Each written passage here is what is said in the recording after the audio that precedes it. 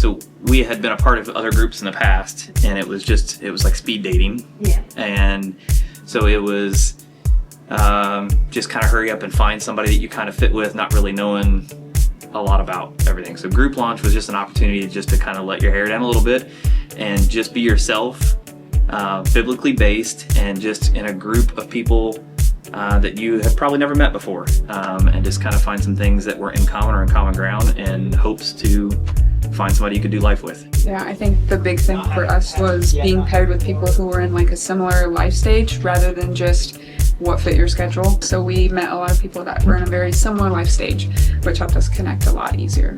I really enjoyed the experience. I met a lot of new people and had a great time.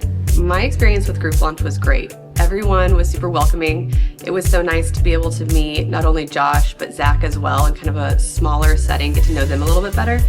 But the people at our table, the people we were paired with in conversation, were just so willing to share. And as, you know, two individuals who were a little bit newer to Victory, it was just really nice to be welcomed into that community and feel like we were already a part of something here. Yeah, and I think there were a lot of things in the group launch that made it easier to open up. So first we got to sit down with our group, do some icebreakers, get to know everyone. And then there were some prompts and some questions during our discussion to help us get the conversation going. But then I think, like Mary said, everyone was very willing to open up and kind of share what's on their mind. And I felt a lot of trust in the group to just share what you were truly feeling and truly thinking without needing to cover anything up or feel like you couldn't share with the group.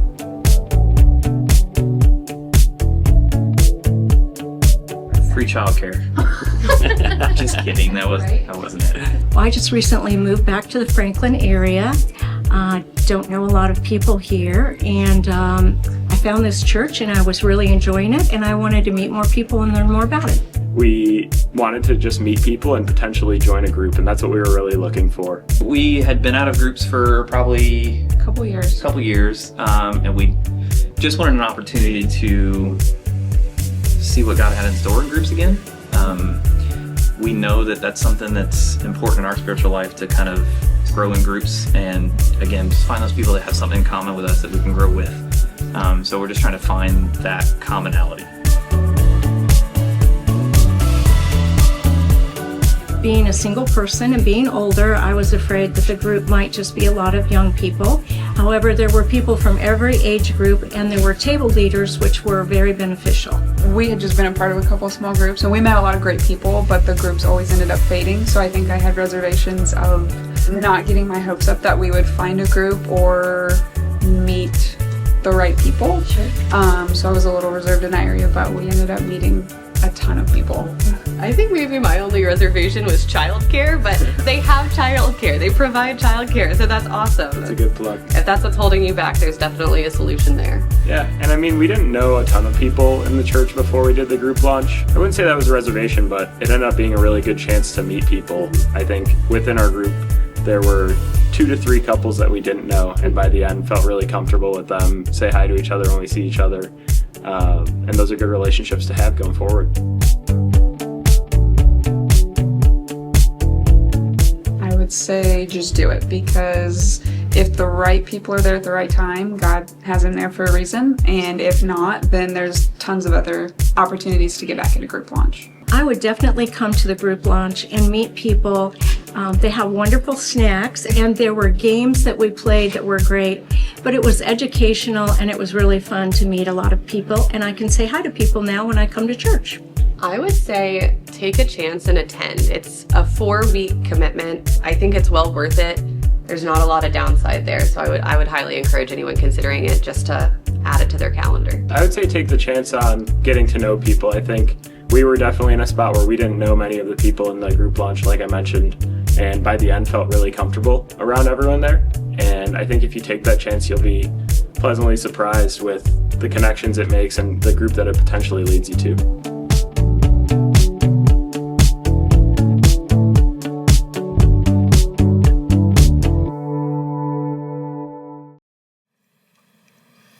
Good morning. Can we all just acknowledge that relationships are hard? Relationships are difficult for a lot of different reasons, but mainly because people are just difficult, aren't they?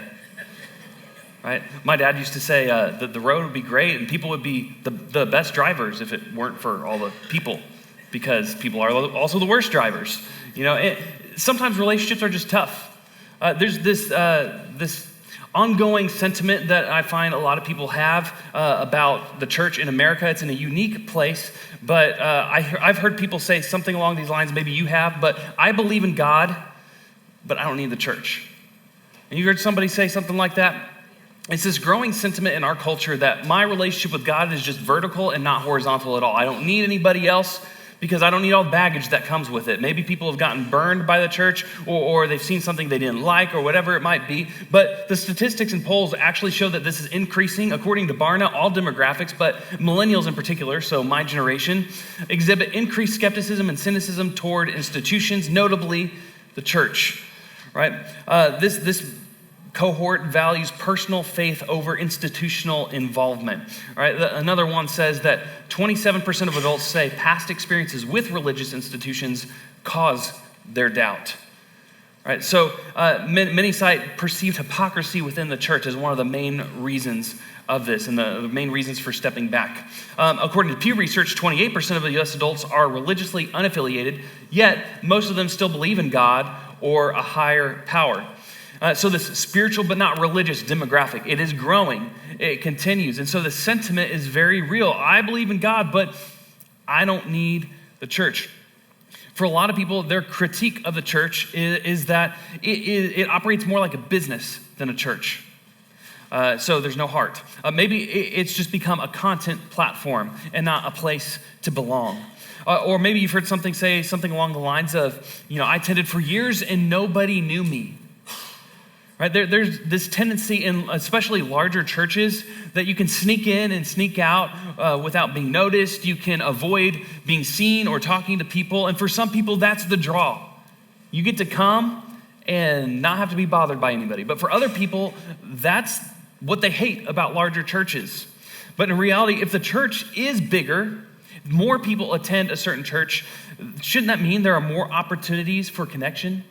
More intersections for community to take place, more opportunities and options to be known and seen. The truth is, I've known many small churches that are way more dysfunctional than most of the large churches that I know, because dysfunction comes in all shapes and sizes, right? I think that we tend to hear more about the megachurch scandal or that Christian leader who had the moral failing in the same way that the headlines about plane crashes are much more prominent than the thousands of others that land safely, right? There's a spectacle about it. Now, that doesn't mean there's not any reason ever to have some cynicism or skepticism towards the church. I think some of that is justified. But if we're to throw out the baby with the bathwater, then maybe we're missing the point. And my hunch, and I think according to the research, most churches don't operate from the same place of dysfunction. The reality is that most people, they want the church to be a place that is transformative, that is deep, and that gives them opportunity to grow. And that's a good thing. It should be that way. That's not an unfair expectation to have of the church. But at a certain point, Sunday sermon won't have the same impact for you as it once did. We have this question of what does it mean to be a deep church? Because we all want one. People crave more depth. We get tired and bored of the same thing over and over. But what's deep for a 25-year-old isn't going to be what's deep for a 75-year-old. It's going to be radically different. I think many in the Western church, we've confused spiritual input with spiritual formation. Because you can have a lot of information, you can gain a lot of knowledge about a lot of different things, but until that becomes applied, it's basically useless. I guess what I'm trying to say is that information without formation doesn't lead to transformation. And we'll get to how formation works here in a minute. But I want to kind of set up a framework for you guys. Now, faith is complicated. It's multifaceted. There's lots of different variables, and everybody has different lived experiences that shape how they see faith, how they see God, and how they interact with people within religious institutions in the church. So it's impossible to map with 100% accuracy what every stage of your spiritual journey is going to look like because everybody is unique. But I do think that it's helpful to be able to look at what some of the research says and try to map down at least a generic form of a spiritual journey so that you can understand maybe where you're at in that and what action steps to take. So I do believe that it's helpful, even though you have to take all of this information with a little bit of a grain of salt. And this is coming from a book called The Critical Journey. Okay, and it tries to map out what the spiritual journey might look like for most people. And stage one is just this, is recognition of God. Everybody starts here when they come to faith. It's this moment of awakening. That's the theme here. And it usually happens it coincides with a big life event, or maybe something tragic that happens or that God uses to get your attention, or maybe it's something really exciting. Maybe you grew up going to camp or a CIY type experience and you have this mountaintop emotional high where you see God's movement in the people around you and in your life, and you recognize God in your life. You give your life to Him, and that's great. This stage is the very beginning of the journey. Right? It's the danger of this stage, though, is that it can stay shallow, focused only on feelings and experiences. So you have to progress beyond that. Stage two is this. It's the life of discipleship. Right? This is where learning and belonging takes place. It's where you're learning to follow Jesus. There's Bible study. There's community involvement. There's church attendance. There's obedience. You're learning what it means to leave the old life of sin and to walk in the footsteps of Christ, to enter into this new life as a new creation. This is the discipleship process.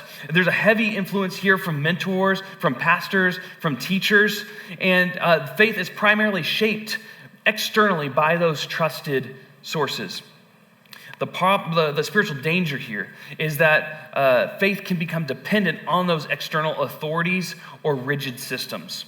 And if you're in this stage, when you experience some church hurt, or somebody that you look up to has some kind of moral failing, and the person that's been teaching you what it's like to live a life of faith seems to not actually be doing that in their own life, it makes you question, well, is this even possible then? Is this even real? And if you've experienced that in this stage, then that's been incredibly difficult for you. Maybe you've even walked away for a season. Maybe you're sitting here this morning and you haven't even really fully come back, but you're coming because it's just easier than putting up a fight. I want to recognize that it is the danger in this stage. But there is more. There is stage 3. If you continue in your spiritual journey, there is this theme of the productive life, of serving God. Right? This is where I think, in my personal opinion, this is where most people in the American church are sitting right now. We have this productive life that is known for a life of service. There's faith that is expressed through action. You volunteer, you're involved in different ministries or missions, you're in leadership positions. In fact, this is where many pastors, ministry leaders, and high-capacity volunteers operate. It's the productive life. Identity is often tied to performance and fruitfulness, but the spiritual danger is burnout. It's misplaced identity in the productivity itself rather than intimacy with God. And so we have to be cautious of that. But then there's stage 4, and this hits everybody hard. It's where a lot of people get stuck. It's called the journey inward.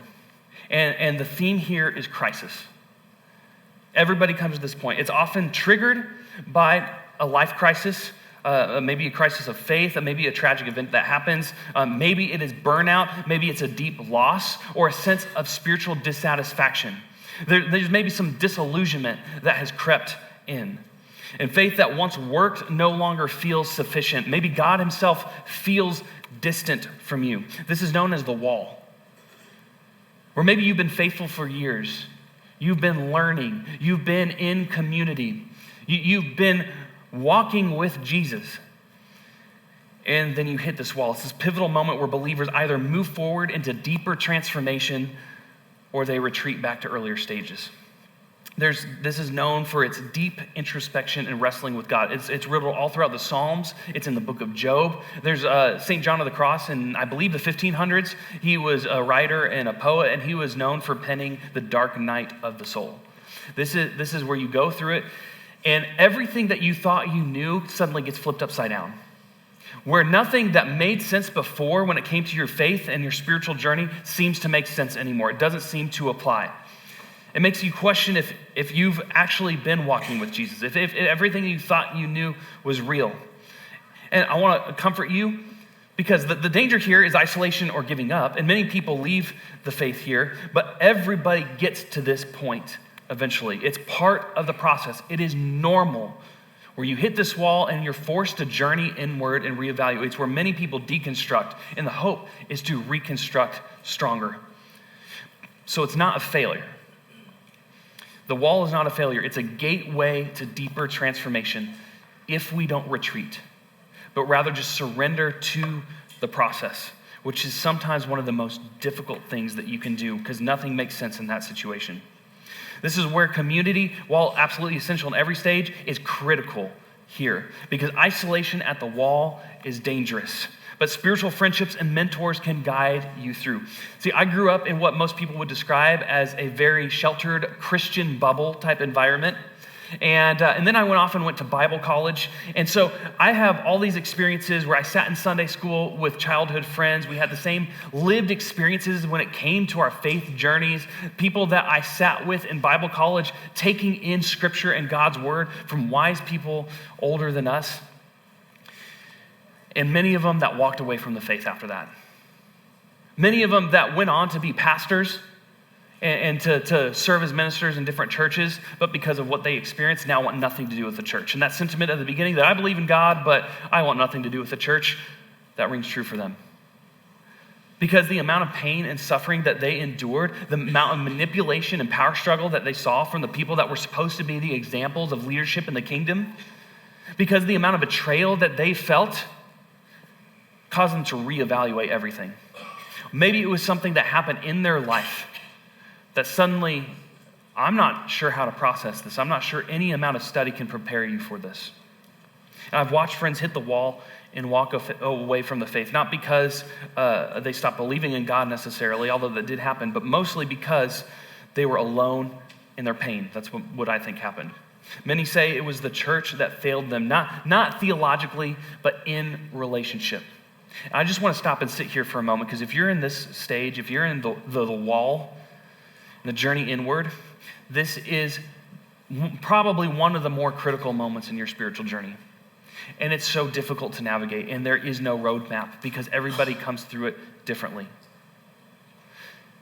But I want to encourage you that you don't have to stay there. In fact, if church hurt has been a reason for you maybe walking away from the faith, maybe you're in here this morning or you're watching online, and it took everything in you to muster up the courage to step inside a church building again because you want nothing to do with religious institutions in America, but you crave this deeper connection with God, or maybe someone dragged you along.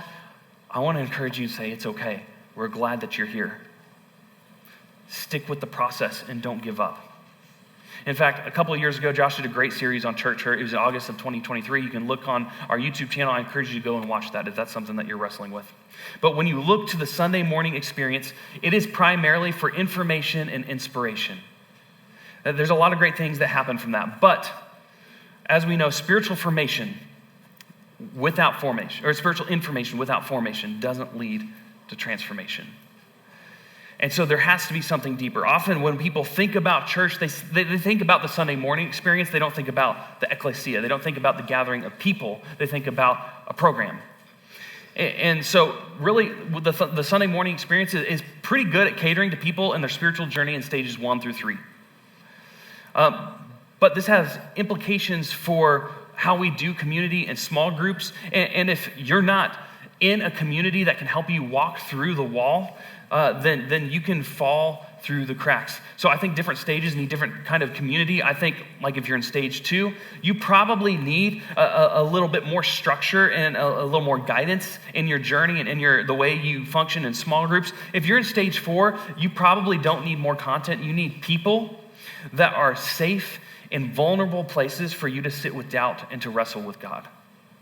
And you just need that space and that relationship to know that you're not alone going through it. Stage 5 and 6, we haven't gotten there yet, but most people there in that stage, community revolves around being the anchors for other people. as they process their own walls and in their journeys.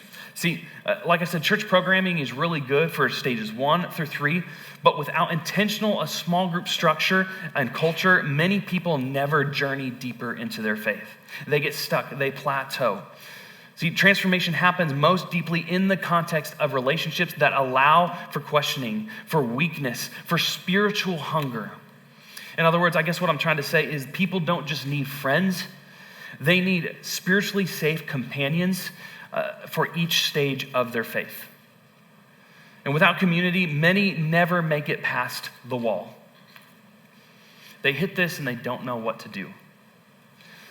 They slip into disillusionment or maybe even apathy, because that's just easier.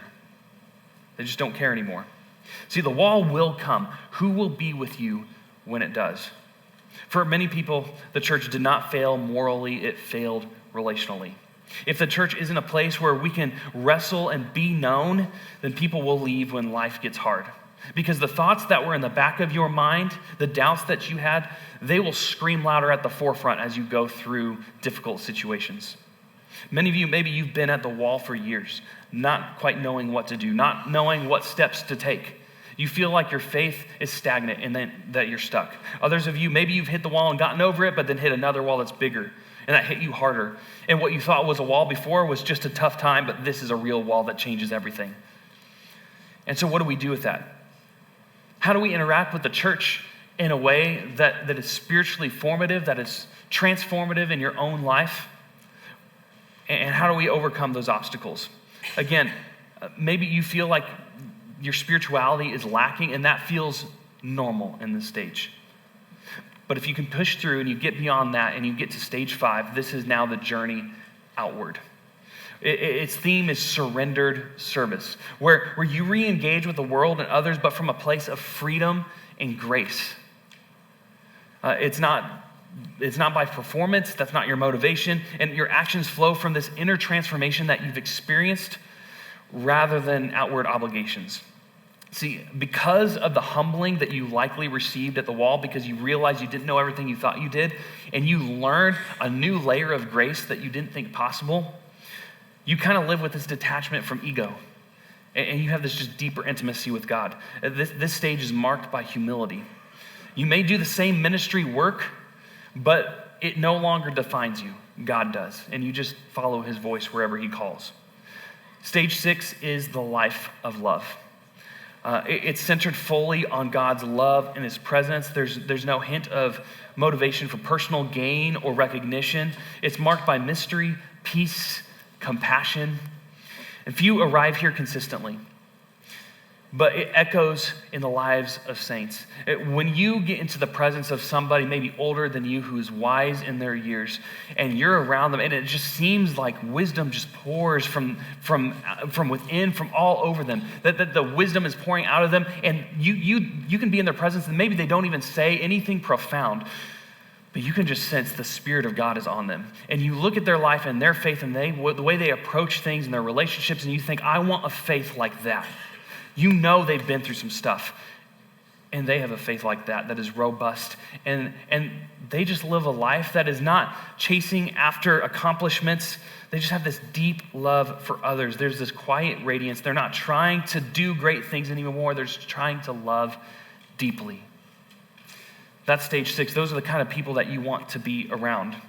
And all this is important to have in mind, this framework of a spiritual journey, because I think it brings so much more attention and truth to the reality of what the author of Hebrews is trying to say in his book and his letter to them. See, I've done a lot of building and setting the stage, but here's the meat of it. And actually, the theme of the book of Hebrews is going from milk to meat, because when you were younger, you fed off of milk. You couldn't process anything else. But as you got older, you tend to need more nutrients, more substance, and you develop the teeth to chew on it more. And you needed that in order to survive. And the same is true spiritually. You need more depth. You need meat in your faith.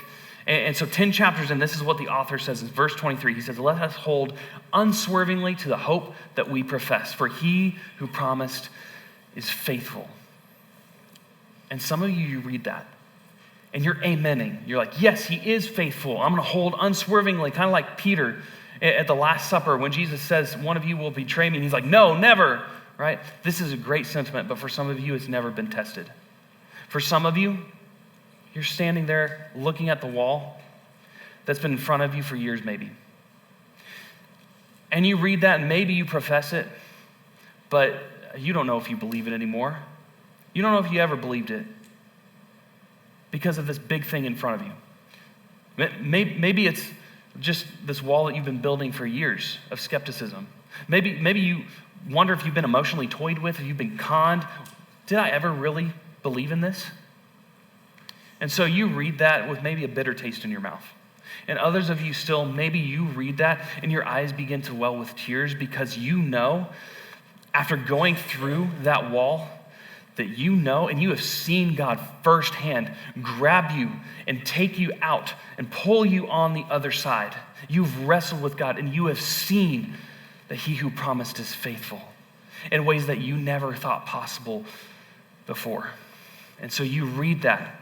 And when Hebrews is writing this to the early church, he's not writing to each person individually because they've seen in their own life. He's writing to the collective because for those who are not as mature in their faith, who have not been through things, who are stuck in situations, they can lean and depend on the faith of those who have. And they can stand on their shoulders as they grow and they mature in their own walk. Let's hold unswervingly to this hope that we profess. For he who promised is faithful. He's encouraging them and he's reminding them. And he continues on in verse 24. He says, and let us consider how we may spur one another on toward love and good deeds, not giving up meeting together as some are in the habit of doing, but encouraging one another, and all the more as you see the day approaching. So just a little bit of context right here. The author of Hebrews is writing mostly to Jewish Christians or Christians who converted from Judaism, who grew up religious, knowing the ways of the Old Testament scriptures, and now have converted and have made Christ their king. And these are people who are under immense persecution. So they're meeting in homes, not in formal buildings because of this persecution. But these are Jewish Christians who maybe grew up leaning on this promised Messiah for centuries before Jesus came. And then he came and then he left again. And now they're left for decades waiting for this day to approach. And so maybe there's some cynicism creeping into their lives as well. And that's why they need this encouragement. But this is what their meetings look like. If we go to Acts chapter 2, this is what it says. It says they devoted themselves to the apostles' teaching, to the fellowship, to the breaking of bread, and to prayer. Every day, they continued to meet together in the temple courts. They broke bread in their homes and ate together with glad and sincere hearts, praising God and enjoying the favor of all the people. This is what these gatherings looked like. Now we have to ask the question, right? Why were people abandoning these meetings?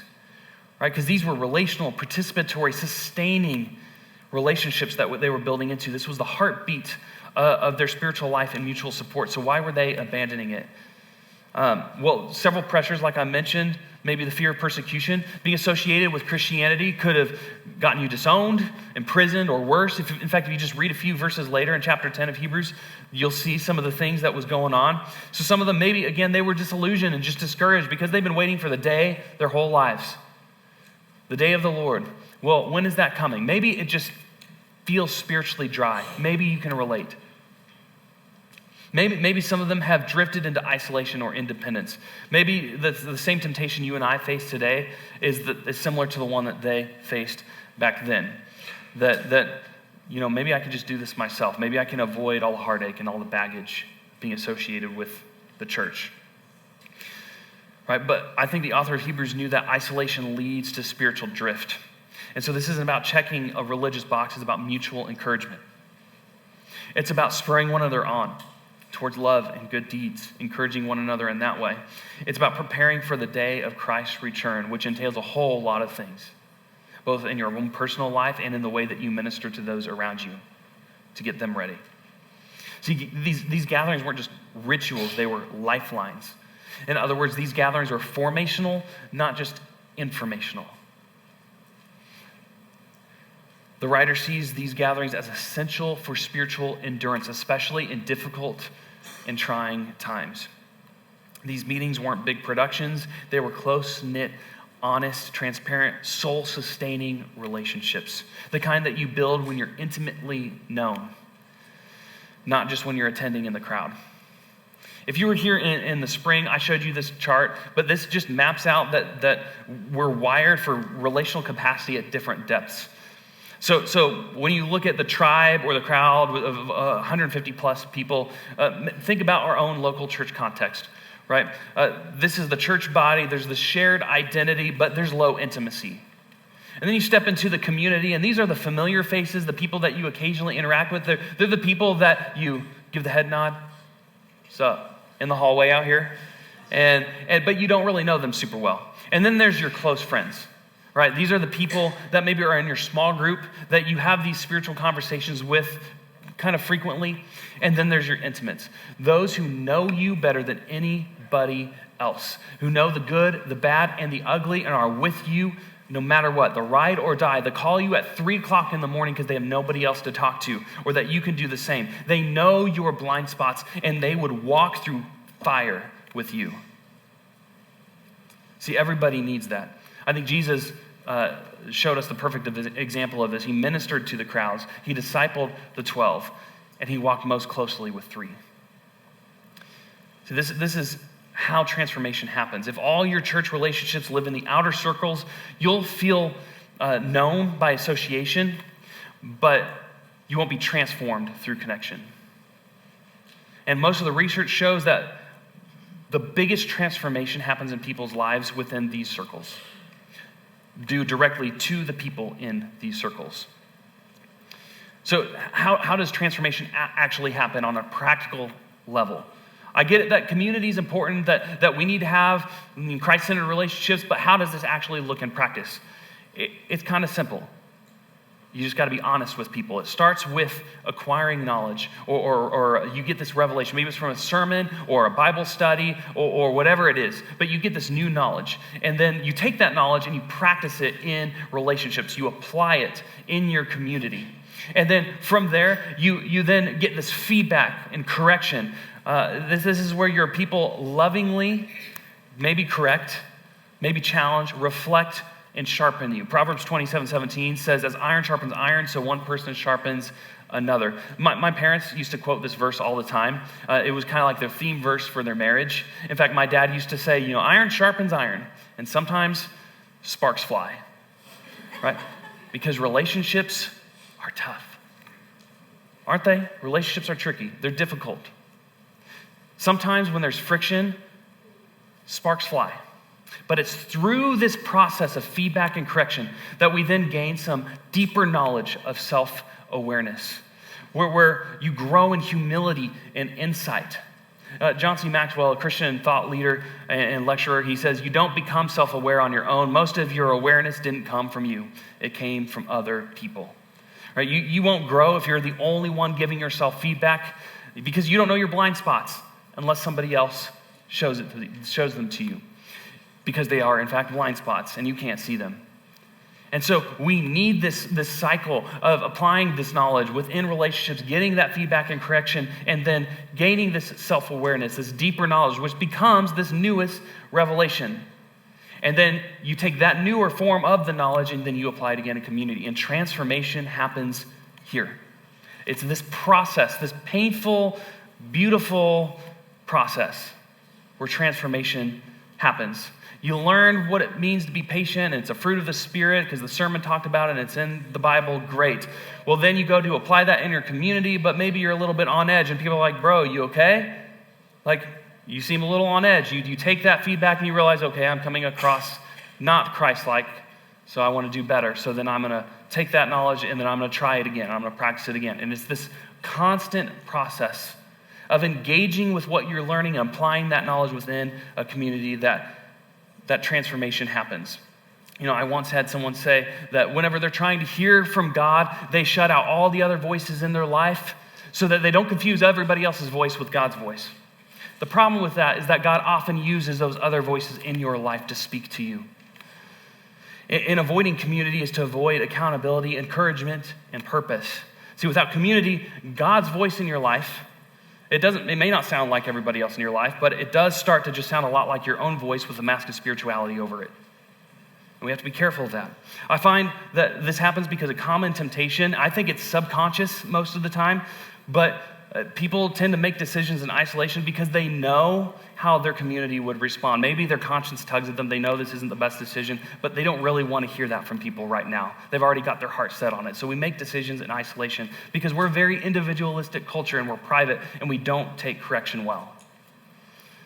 And so sometimes the people who know you best, who are in those inner circles, are the very best people to give you honest feedback, because it's that feedback loop that creates transformation in your own life. Transformation doesn't just come from knowledge and learning stuff. It comes when that knowledge is tested in your relationships and through real feedback and correction that enlighten you with new self and honest and self-awareness. It's that process that begins to change your life. And it's all throughout Scripture. Just to list a couple examples, you can contrast David and Saul. Both of them were anointed by God to be king. They were chosen to lead. They were both deeply flawed and made massive mistakes. One dug his feet in and was destroyed. The other repented, changed his ways, and is now known as the man after God's own heart. Right? Or contrast Peter and Judas, both of them disciples of Jesus. Both of them betrayed Jesus in his hour of need. One isolated in despair, ending his life, and the other one took the correction, repented, and became one of the most influential leaders in the early church that sparked the entire movement. Right? God often speaks through people, and whether or not you listen can have a profound impact on your future. Now, just a little caveat that I have to say when it comes to this is make sure that the advice that you're getting is biblically rooted and spiritually sound. Spiritually motivated.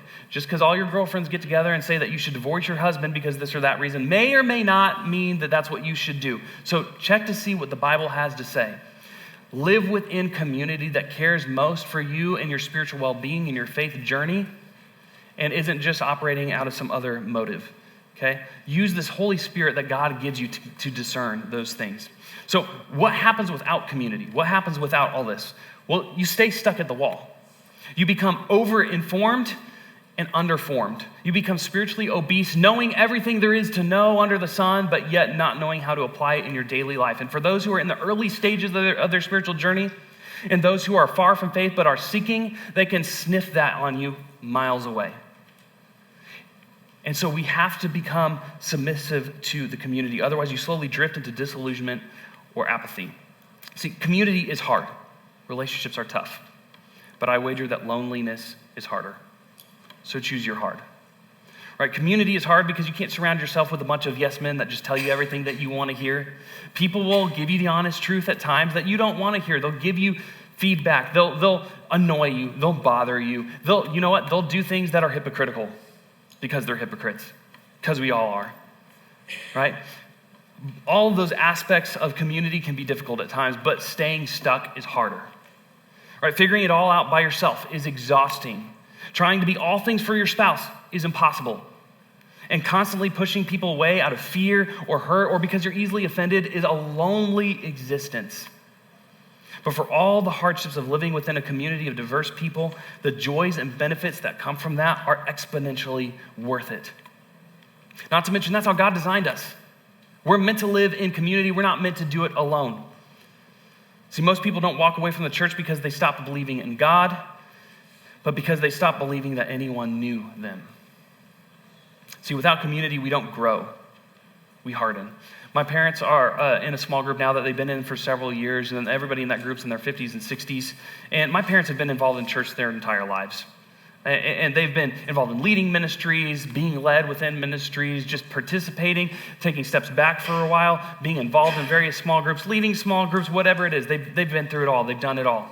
And nowadays, when I talk to my parents, their small group always comes up in conversation about what they're learning, what they're praying about, the situations that they're going through. And this community has come to mean so much for them at this point in their faith journey. It's a kind of faith that isn't flashy, but it is faithful. It didn't happen by accident. It happened over years of bearing one another's burdens, encouraging one another, praying for each other, and sharpening one another lovingly. See, you don't drift into deep relationships. You build deep relationships. And it takes work, and it's difficult. So you want to be a part of a church that's deep? Deeply connect with the church. Are you expecting Sunday service to do that for you? For every sermon to spoon feed you exactly what you need every time? Does depth equal knowledge to you or deeper study? Well, if you want more information on biblical topics, there's this beautiful thing called the internet that's at your fingertips. I encourage you to go there.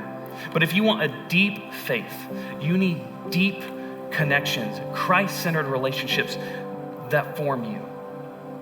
Right? There are several ways that you can do that, and that we're trying to stimulate that kind of stuff here at Victory, because when the church becomes a place of honest community, it can overcome skepticism and restore belonging. And that's what we want for everybody. That's what the church is meant to be. So don't just stop at content. The temptation can be to check it off your list that you came, you heard, and now on to the next thing. But maybe you don't know this. Some of you who are group leaders, you'll know this, but we have on victorycc.live/watch, or some of you are there in the app right now because you're taking notes on the sermon notes. But this section has all these resources for you. There's a study guide. So if you want to take what you've heard on Sunday and apply it deeper, this is what we do in small groups in order to try to take the knowledge that we got on Sunday and apply it in a deeper way in our relationships.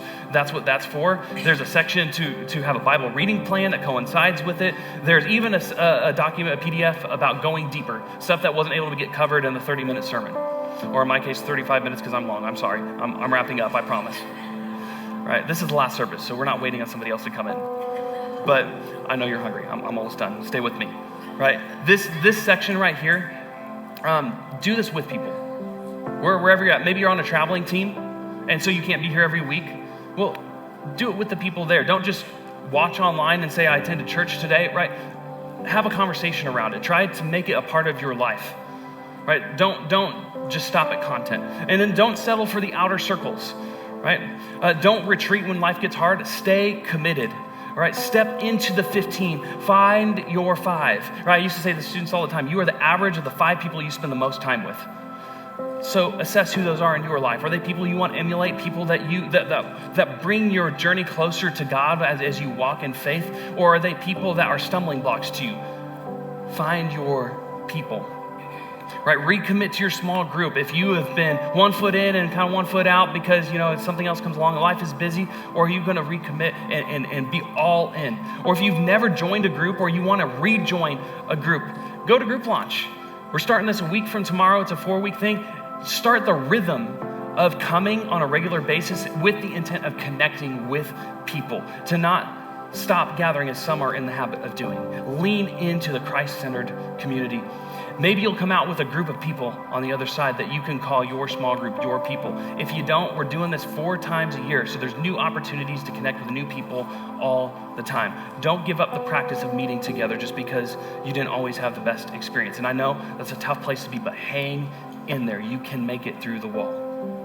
Sunday is amazing. It's the spark, but small group is the fire. Real growth happens in circles, not just rows. So find your people.